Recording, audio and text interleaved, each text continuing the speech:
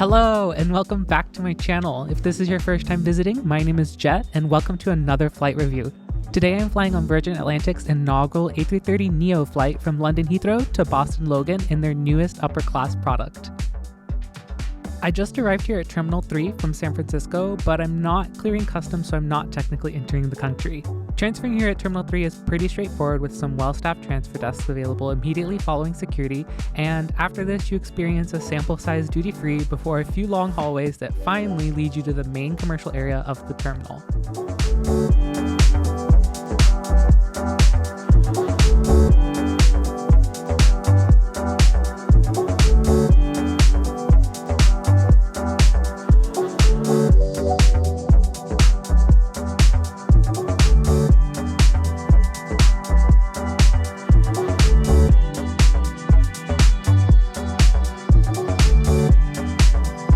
Once here, you'll find restaurants, shops, luxury boutiques, all your usual international terminal storefronts. Terminal 3 is also home to a relatively new Amex Centurion lounge if you have access.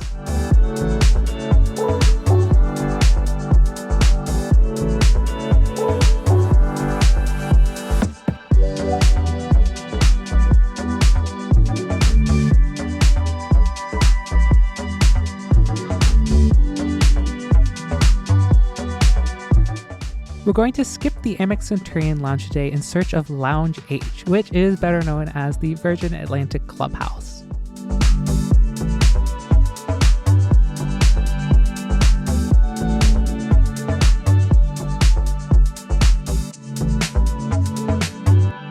It is a little bit of a walk away from the main gathering area, but once up the stairs or elevator, you're greeted by two friendly Virgin staff and a sweeping view of the lounge and their full-service bar. This lounge is always talk of the town and very popular amongst flyers. It's a beautiful lounge, and along with the bar, the clubhouse features a walk-up deli-style counter featuring a selection of cold food items and beverages, and also a full-service a la carte menu you're able to view and order from all on your phone.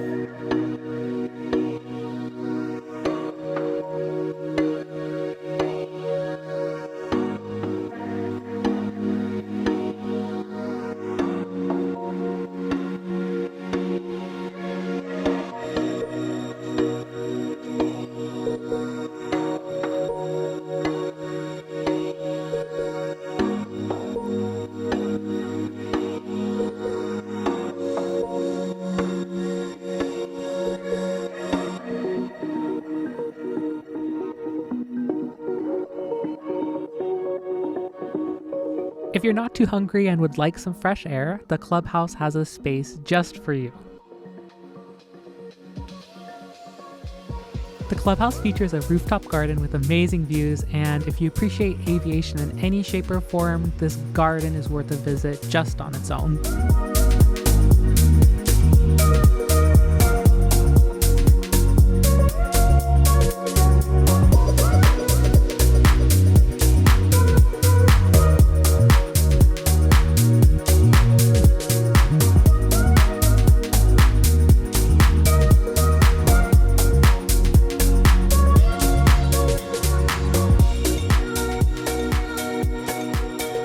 And if you're looking to get a workout in before your flight or during a long layover, the clubhouse has you covered with a Peloton room. There's some great views here as well, and there are also showers available, which you can reserve, and I used, but of course forgot to record.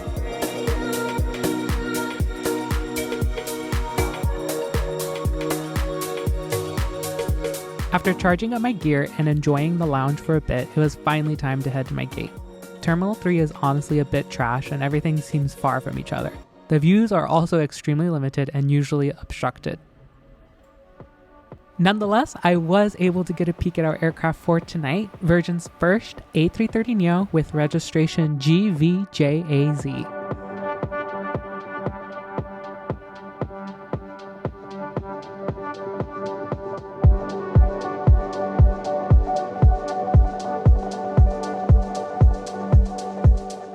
And per usual, like in most other European airports, boarding started with us getting scanned and funneled into our holding room. There weren't any gate festivities tonight regarding the inaugural flight aside from one lone announcement from a member of the Virgin staff. Almost nobody knew they were even flying on a new plane.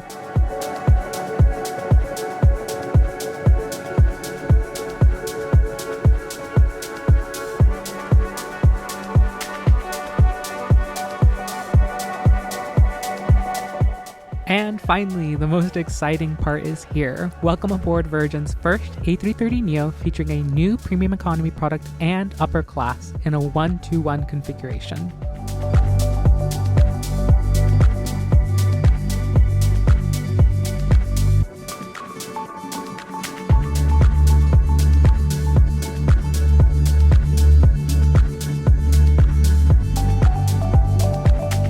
And here's my window seat for tonight, 4K. Waiting for me at my seat is this very large pillow, along with a can of fresh water and noise-canceling headphones. There is also an adjustable reading light, a wireless charging pad that didn't work for me, a good mix of plugs. There's also an amenity kit, your seat controls, and of course a literature pocket. Below the armrest area, you'll find a second set of controls, and below the IFE is your illuminated footwell. These seats feature a plenty large tray table, which I was clearly struggling to open, and lifting the tray table cover reveals a little vanity mirror and a remote for the IFE. And this time I succeeded in popping the tray table out. I guess the springs are so fresh, I literally needed to slam them in and out. Not to be forgotten, there is of course a coat hook for a coat or whatever you need to hang. And these seats do also feature a fully closing privacy door that does a pretty good job at making this feel like a little suite. A unique feature of the Virgin Neos are the center seats in row 1, which Virgin calls retreat suites, featuring a larger screen, more room, and an ottoman so you can dine with a partner. After settling in with a pre-departure beverage, it was time to push back and start taxiing out for tonight's 7-hour and 15-minute flight to Boston.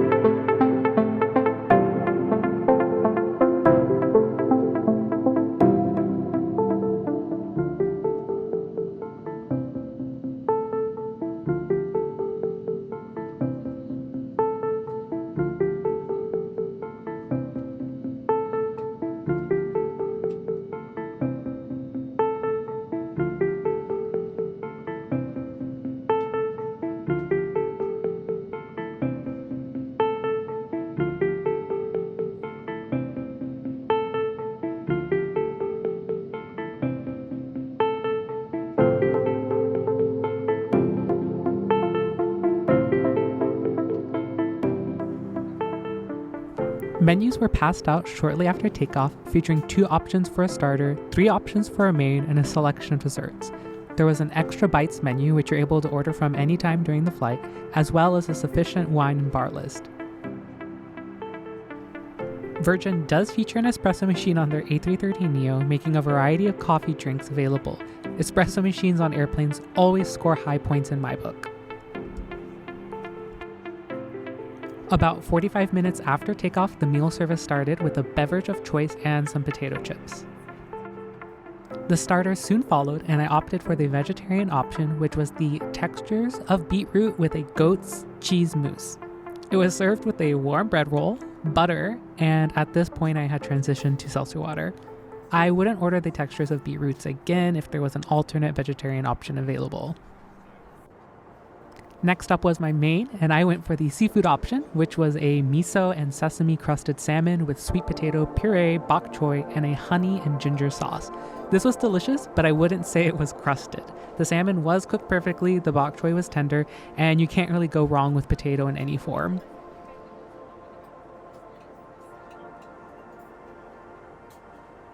Last up was dessert, and tonight it was an indulgent black forest gâteau with coconut vanilla cream and raspberry flakes. No complaints here, it's a dessert, so pretty hard to mess up. It wasn't too sweet and was just enough to finish off the meal service.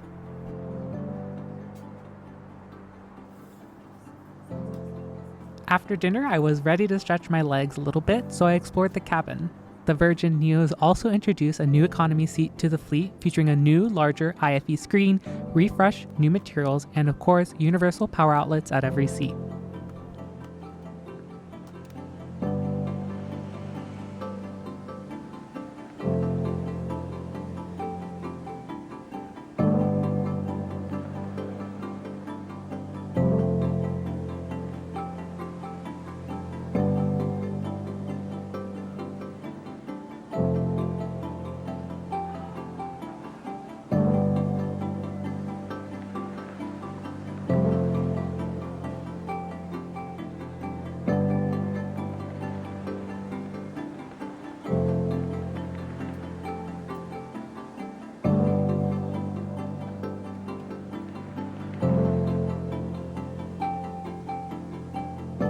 Premium economy was pretty full on this flight, and I didn't want to be incredibly invasive, but these seats are also new, and hopefully I'll get to review them sometime in the future.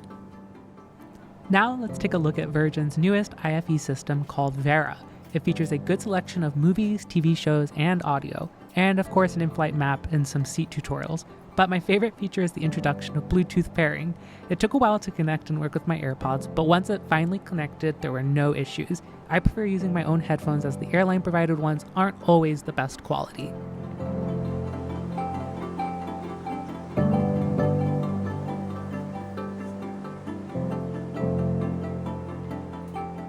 Before settling down for some rest, let's take a look at what's included in the amenity kit. First, you have an eye shade, and of course a pair of socks, some earplugs, hand cream, lotion, a toothbrush, a paper pen, lip balm, and toothpaste that you will see me holding in the weirdest way.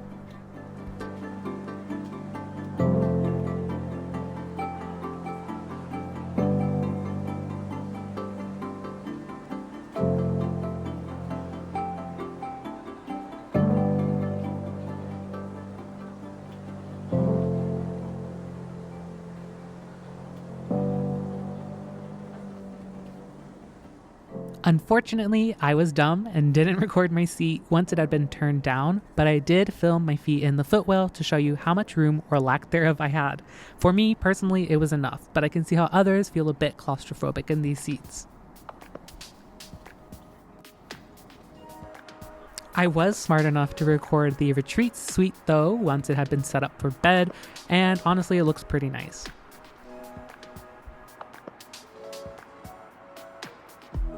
After resting for a bit, I checked out the snack offerings in what Virgin calls the loft area of the cabin, and I got an ice cream because why not? About an hour and a half before landing, I unsurprisingly ordered some more food off the Extra Bites menu. I went for the scones with an Earl Grey tea, and along with the scones came some strawberry jam, some slap and caramel spread, and of course good old clotted cream. This was a great pre-arrival snack as I wasn't starving but wanted something. I love anytime menus and the flexibility they give you as a passenger to eat whenever you're feeling peckish. Here is some footage of me applying clotted cream followed by some strawberry jam. And my favorite part is how I again awkwardly pick up the scone.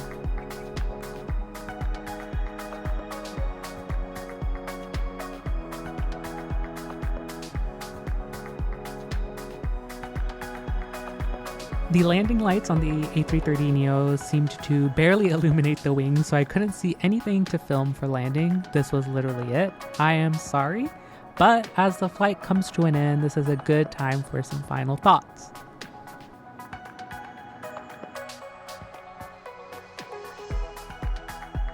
The crew on this flight was amazing, attentive, and very kind. There were some kinks and service hiccups given it was probably all new equipment to them and a brand new layout, but aside from that, I really enjoyed the crew.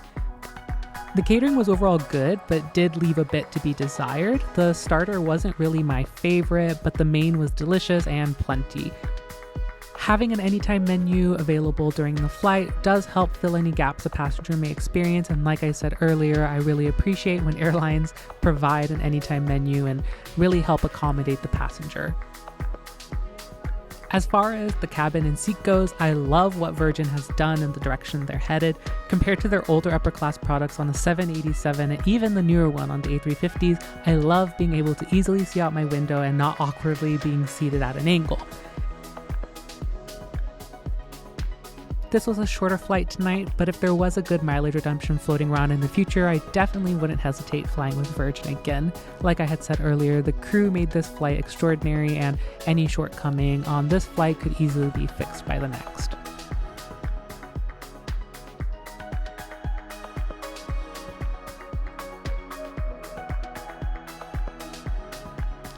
Thank you so much for watching my video, and if you haven't done so already, please help me grow and subscribe to my channel and give this video a thumbs up. I of course appreciate all the support and hope to see you again soon. Again, thank you so much.